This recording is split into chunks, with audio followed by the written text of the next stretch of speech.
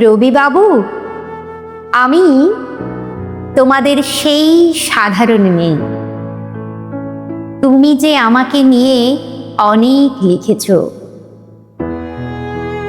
সাধারণ মেয়েদের দুঃখে ভরা কিস্সা কবিতা, যে দুর্ভাগিনীকে দূরের থেকে পাল্লা দিতে হয় অন্তত ৫-৭ জন অসামান্যার সঙ্গে, অর্থাৎ সপ্তরথীর মার। আমি ওই সাধারণ মেয়ে। তোমার কবিতার গল্পগুচ্ছে পাতায় পাতায়, শিলাইদহের ঘাটে, গ্রামের উঠোনে আমার কথাই তো ছড়িয়ে রয়েছে। অনেক লিখেছ, কিন্তু তোমরা কেউই আমাকে জিতিয়ে দিতে পারোনি তখন। ইতিমধ্যে কেটে গেছে ৭৬ বছর। দুঃখ মন্থন করে তীরে এসে উঠেছি।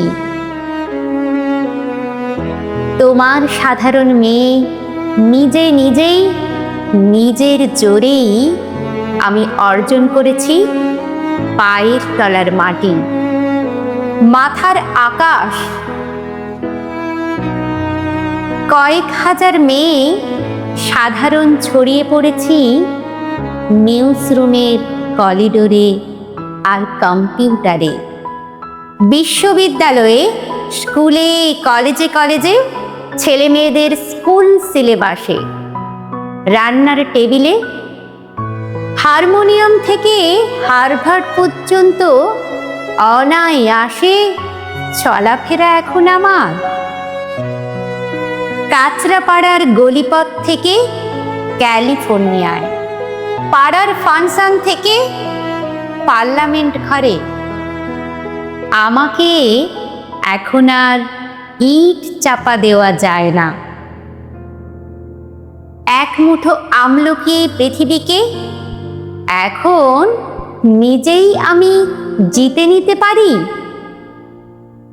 আমার 10টি হাতে ধরা আছে দিক চক্রবাণ।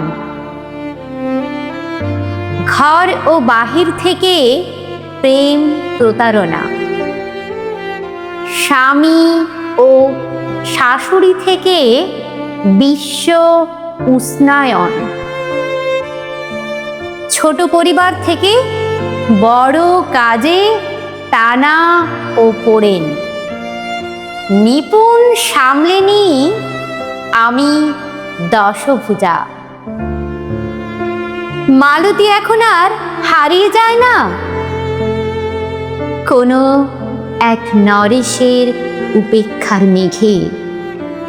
রবিবাবু, দেখো, তোমার এই সাধারণ মেয়ে অসামান্য হয়ে উঠে ভাবাচ্ছে তোমাকে।